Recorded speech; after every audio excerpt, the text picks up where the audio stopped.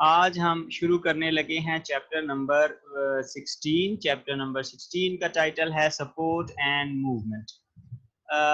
अब तमाम living organisms जो हैं मोस्टली वो किसी ना किसी फॉर्म में मूवमेंट्स शो करते हैं।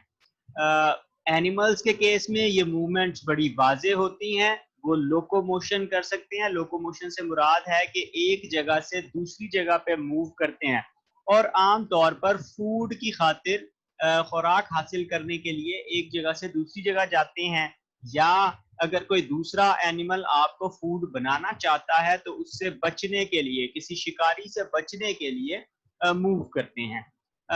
एनिमल्स में स्केलेटन के साथ उनके मसल्स एसोसिएटेड होते हैं जो स्केलेटन को हिलाने जुलाने का, मूवमेंट करवाने का काम करते हैं।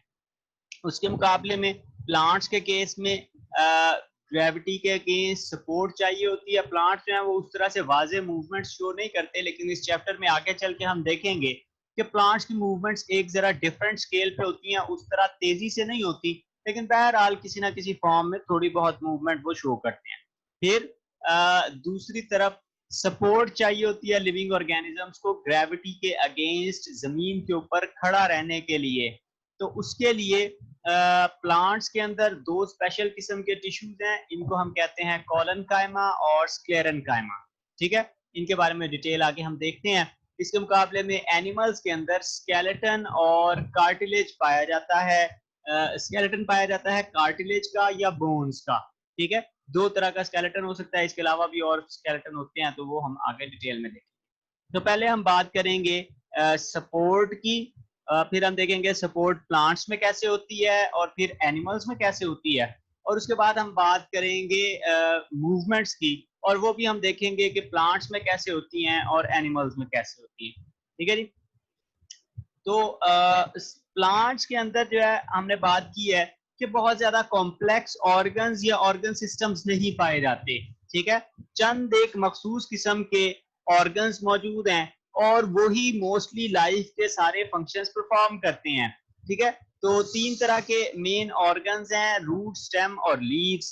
तो स्टेम का बेसिक पर्पस यहाँ पर सपोर्ट प्रोवाइड करना होता है, यानी कि वो ग्रेविटी के अगेंस्ट खड़ा रखने में हेल्प करता है, और फिर वो काम करता है as supply line between root and leaf, यानी कि पत्तों और जड़ों के दरमियान कनेक्शन का काम करता है कि पत्तों से खुराक जड़ों तक कैसे आएगी और जड़ों से पानी पत्तों तक कैसे जाएगा। तो उसके लिए वो रास्ता भी प्रोवाइड करता है। अब स्टेम के अंदर बहुत सारे डिफरेंट तरह के सेल्स पाए जाते हैं। इनमें से बाज सेल्स लिविंग होते हैं, बाज सेल्स नॉन लिविंग होते हैं। ठीक है जी। तो प्लांट्स के अंदर जो चीज सबसे ज्यादा इंपॉर्टेंट है वो है उनके अंदर हाइड्रोस्टैटिक प्रेशर का बहुत ज्यादा रोल है। ठीक है, यानी कि सेल्स के अंदर पानी भर जाता है और उसकी वजह से उनके अंदर तनाव आ जाता है। टर्गर प्रेशर पिछले चैप्टर में हमने बात की थी। तो वो टर्गर प्रेशर की वजह से प्लांट्स मुख्तलिफ तरह की एक्टिविटीज परफॉर्म कर सकते हैं। ठीक है, तो हाइड्रोस्टैटिक प्रेशर लेकिन सिर्फ लिविंग सेल्स में होता है। मसलन कॉर्टेक्स के सेल्स हैं, कॉर्टेक्स के सेल्स से मुराद है तने में जो किनारे के नजदीक सेल्स पाए जाते हैं वो कॉर्टेक्स होते हैं। एपिडर्मिस जो आउटर मोस्ट लाइनिंग होती है, और पिथ जो स्टेम के सेंटर में पाए जाते हैं। तो ये क्या करते हैं, जब आप पौधे को पानी डालते हैं गमले में, तो वो पानी जड़ों से एब्जॉर्ब होता है और फिर वो स्टेप बाय स्टेप जड़ों से स्टेम के सेल्स और पत्तों के सेल्स में वो पानी जमा होता जाता है ऑस्मोसिस के जरिए से खुद ब खुद, और नतीजे में वो सेल वॉल के ऊपर प्रेशर पड़ना शुरू हो जाता है जिसको हम कहते हैं टर्गर प्रेशर। और इसकी वजह से प्लांट का सेल जो है वो रिजिड हो जाता है, यानी कि स्ट्रांग हो जाता है, और फिर वो बेंड नहीं होता आसानी से। और इसकी वजह से ग्रीन पार्ट्स ऑफ प्लांट के अंदर सख्ती आ जाती है। ग्रीन पार्ट्स कौन से हैं, स्टेम हैं या लीव्स हैं। तो वो सीधे खड़े रहते हैं और उससे फिर वो रोशनी वगैरह एब्जॉर्ब कर सकते हैं या बाकी अपने फंक्शंस परफॉर्म कर सकते हैं। अब इस काम में वैक्यूल बहुत इंपॉर्टेंट रोल प्ले करता है। वैक्यूल आपको पता है एक स्पेशल ऑर्गेनेली है जिसके अंदर केमिकल्स, वेस्ट केमिकल्स जमा कर दिए जाते हैं। अब वेस्ट केमिकल्स हमने बात की थी पिछले चैप्टर में कि इतने ज्यादा जमा कर दिए जाते हैं कि बाज दफा वहां पे चीजें सॉलिडिफाई हो जाती हैं। तो वो जो इतने ज्यादा वेस्ट और यूजफुल सब्सटेंसेस जमा कर दिए हैं, उनकी वजह से उसके अंदर फिर साल्ट्स की कंसंट्रेशन ज्यादा होती है। अगर बाहर पानी होगा तो ऑटोमेटिकली सेल के अंदर आएगा और सेल में से ऑटोमेटिकली वैक्यूल में चला जाएगा। वैक्यूल की मेम्ब्रेन को हम टोनोप्लास्ट कहते हैं, ठीक है जी। तो उससे वैक्यूल्स जो हैं उन साल्ट्स को जमा करने के लिए एक्टिव ट्रांसपोर्ट इस्तेमाल करते हैं। एक्टिव ट्रांसपोर्ट के जरिए से साल्ट्स जमा करते हैं और फिर पानी सेल के अंदर खुद ब खुद ही वैक्यूल के अंदर एंटर होता जाता है, ठीक है। और ये पानी फिर टर्जिडिटी प्रोवाइड करता है, ठीक है जी। वैक्यूल की मेम्ब्रेन को हम टोनोप्लास्ट कहते हैं, जिसके अंदर पंप लगे हुए होते हैं। इन पंप्स का काम क्या है? एक्टिव ट्रांसपोर्ट करना आयंस की, यानी कि बाहर अगर आयंस कम भी हो तो उनको उठाकर जबरदस्ती वैक्यूल में भर देना। जब वैक्यूल में आयंस भर दिए जाते हैं तो उनकी वजह से पानी खुद ब खुद वैक्यूल में आ जाता है और वो प्लांट के पार्ट्स को सख्ती प्रोवाइड करता है। अब फिर इसके अलावा लिग्निफाइड सेल्स होते हैं। लिग्निन कहते हैं उस मटेरियल को जिस मटेरियल से लकड़ी बनती है।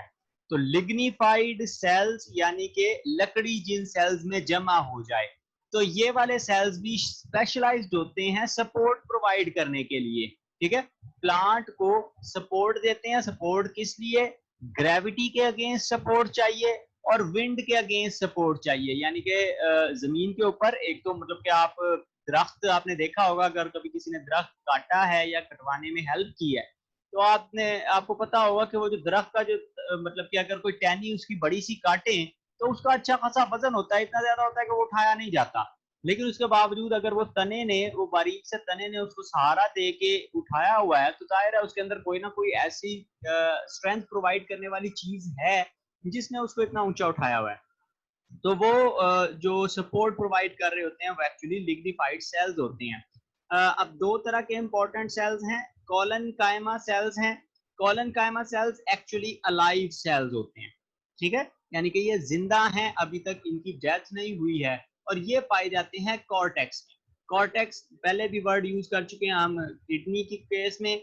जो आउटर मोस्ट वाल होती है उससे थोड़ा सा नीचे जो सेल्स पाए जाते हैं, यानी कि तने को आप काट लें तो उसके सेंटर में नहीं बल्कि उसकी दीवारों के नजदीक जो सेल्स होंगे वो कॉर्टेक्स के सेल्स कहलाएंगे। और ये चूंकि अलाइव हैं तो इनके अंदर प्रोटोप्लास्ट पाया जाता है। प्रोटोप्लास्ट का मतलब है कि उनके अंदर साइटोप्लाज्म होता है, प्लाज्मा मेम्ब्रेन होती है, न्यूक्लियस होता है, सारी चीजें होती हैं, ठीक है।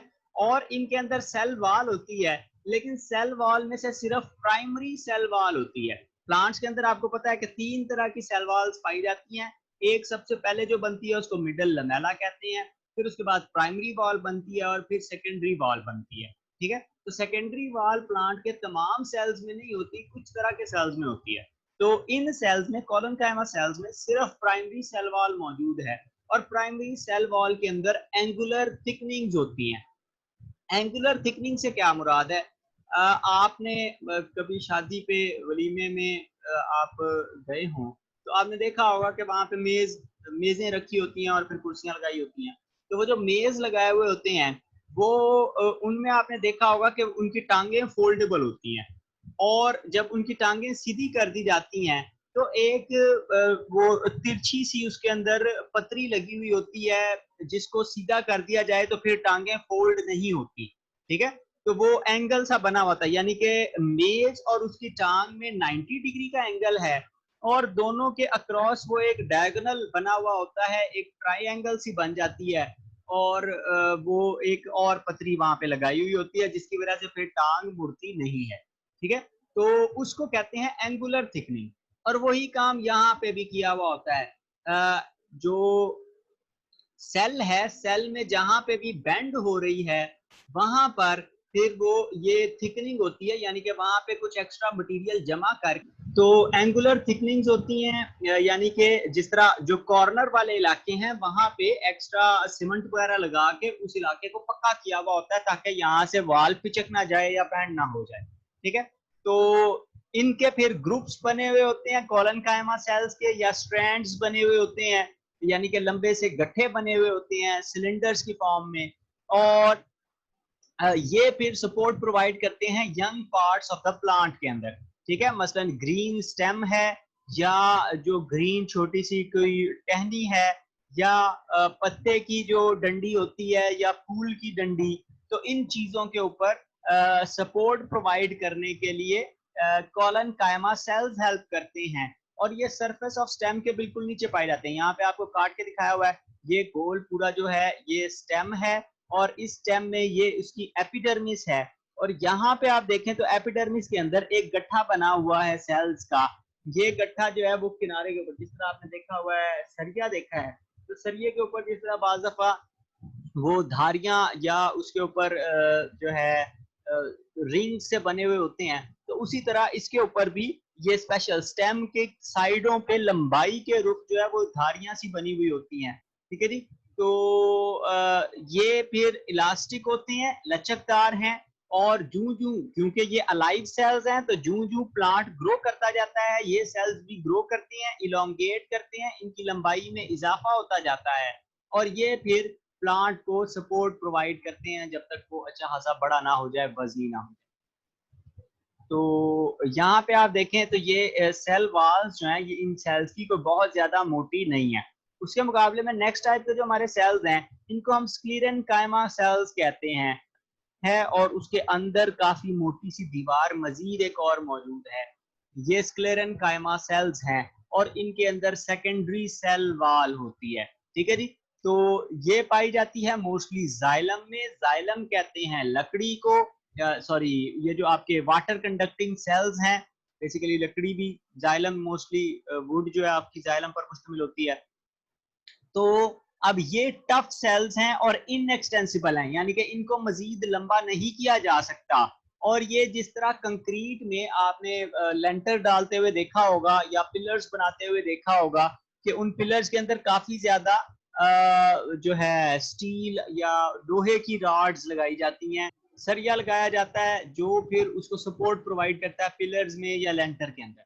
तो उसी तरह यहाँ पर प्लांट सेल के अंदर कंक्रीट की तरह, सॉरी, सरिये की तरह ये काम करते हैं। लंबे लंबे से सेल्स होते हैं, और ये सपोर्ट प्रोवाइड करते हैं प्लांट को। सपोर्ट किसके लिए? एक तो वजन ज्यादा, जूं जूं प्लांट बड़ा होता जाता है उसके ऊपर पत्ते ज्यादा लगते जाते हैं, डंडियां ज्यादा होती हैं, तो उन चीजों का वजन बढ़ता जाता है। उनको सपोर्ट प्रोवाइड करने के लिए ज्यादा स्ट्रॉन्ग किस्म के सेल्स चाहिए। तो जब प्लांट जवान होता जाएगा, बड़ा होता जाएगा, तो उसके अंदर लकड़ी की मिकदार ज्यादा होती जाएगी। फिर साथ ही साथ उस बड़े पौधे के टूटने का भी खदशा ज्यादा होता है कि तेज हवा चलेगी तो वो टूट जाएगा। तो वो रेजिस्टेंस अगेंस्ट विंड के लिए भी उसको स्ट्रॉन्ग किस्म के सेल्स चाहिए। तो ये फिर स्पेशलाइज सेल्स हैं, इनको स्क्लीरन कायमा कहते हैं। स्क्लेरोस का वर्ड आपने पहले सुना हुआ है, अगर चैप्टर 14 पढ़ा था तो उसमें आपने देखा होगा, एक वर्ड था एथीरोस्क्लेरोसिस। एथीरो का मतलब होता है आर्टरीज, स्क्लेरोस कहते हैं सख्ती को सिस प्रोसेस के लिए। तो आर्टरीज जब सख्त हो जाती हैं, ब्लड प्रेशर बढ़ना शुरू हो जाता है, तो उसको एथीरोस्क्लेरोसिस कहते हैं। तो स्क्लेरोस का लफ्जी मतलब है सख्त। स्क्लेरन कायमा स्पेशल किस्म के बंडल हैं सेल्स के जो सपोर्ट प्रोवाइड करते हैं, मजबूती प्रोवाइड करते हैं प्लांट को। इनके अंदर थिक सेकेंडरी वॉल्स हैं। ये जो आपको मोटी मोटी दीवारें नजर आ रही हैं, ये सेकेंडरी वॉल्स हैं, और ये लिग्निन या इस तरह के दूसरे सब्सटेंसेस से मिलकर बनी है, ठीक है। लिग्निन मोस्टली वो मटेरियल है जो लकड़ी के अंदर पाया जाता है। और ये सेल्स, अब ये होता क्या है, बेसिकली एक सेल था, उसको आपने वाल के अंदर बंद कर दिया, और उसको अंदर से सीमेंट दे दिया, और वो बाकी सारा मटेरियल दे दिया। अब उसका काम क्या है? वो दीवारों को अंदर से पक्का करता जाता है, ठीक है। और वो इतना ज्यादा पक्का कर देता है कि उसको पता ही नहीं लगता कि वो दरवाजे को भी बंद कर देता है। अंदर से सारा जो दीवारें हैं, अंदर से उस पर सीमेंट लगा लगा के उनको, दीवारों को बहुत मोटा कर लेता है। और उसकी वजह से फिर क्या होता है कि आप, दरवाजा भी बंद हो गया है, चीजों के आने जाने का रास्ता खत्म हो गया है, तो उसकी वजह से अंदर से सेल की डेथ हो जाती है, और सिर्फ वो एक खाली खाना रह जाता है जिसको हम यानी कि डेड सेल कहेंगे, ठीक है। तो ये सेल डेड हो चुके होते हैं, नॉन लिविंग होते हैं, इनके अंदर साइटोप्लाज्म मौजूद नहीं होता, लेकिन ये सपोर्ट फिर भी प्लांट को प्रोवाइड करते हैं, इसलिए बहुत ज्यादा अहम है, ठीक है। तो स्क्लेरेनकाइमा सेल्स जो हैं ये फर्दर इनको हम डिवाइड कर सकते हैं 3 टाइप्स ऑफ सेल्स में। तो सबसे पहले आते हैं फाइबर्स या ट्रेकीड्स। ट्रेकिया आपको पता है नाली को कहते हैं, फाइबर लंबे लंबे रेशों को कहते हैं। तो ये लॉन्ग और सिलिंड्रिकल होते हैं और ये सॉलिड बंडल्स या बंडल कैप्स की फॉर्म में मौजूद होते हैं, यानी कि लंबी लंबी सी नालियों के गट्ठे बने हुए हैं, जिस तरह आप पेंसिलों का बंडल बना लेते हैं उस तरह ये मौजूद होते हैं। उसके मुकाबले में दूसरी तरह के सेल्स स्क्लेरीड्स हैं। स्क्लेरीड्स लंबाई में थोड़े कम होते हैं, शॉर्ट होते हैं और ये सीड कोट्स या नट्स या शेल्स में पाए जाते हैं। इस जगह पे ये आपको नजर आ रहे हैं और इनका काम प्रोटेक्शन प्रोवाइड करना होता है। ठीक है, मसलन वो चने के अंदर या मूंगफली के अंदर उसके ऊपर जो छिलका है उसको प्रोटेक्शन का काम, छिलके बनाने का काम स्क्लेरीड्स कर रहे होते हैं। ये भी सेकेंडरी सेल वाल वाले सेल्स होते हैं। इसके मुकाबले में तीसरी तरह के सेल्स जो हैं ये वेसल्स हैं। वेसल आम अल्फाज में नाली को कहते हैं। ट्रेकिया, ट्रेकी जमा है। ठीक है, ये लंबी लंबी सी नालियां होती हैं, जाइलम और फ्लोएम पर मुश्तमिल है। यहाँ पे आपको डायग्रामेटिकली दिखाया हुआ है। ठीक है, तो ये लंबी लंबी सी नालियां होती हैं जो एंड टू एंड जुड़ी हुई हैं। ये एक नाली है, एक पाइप है, उसके आगे दूसरा पाइप जोड़ा हुआ है, उससे आगे तीसरा पाइप जोड़ा हुआ है। तो एंड टू एंड पाइप जुड़े हुए हैं और ये वाटर या फूड को एक जगह से दूसरी जगह ले जाने का काम करते हैं। तो 3 तरह की नालियां हैं, फाइबर्स हैं, स्क्लेरीड्स हैं और वेसल्स हैं। ठीक है जी, तो ये तीनों प्लांट के अंदर सपोर्ट प्रोवाइड करने का काम करते हैं।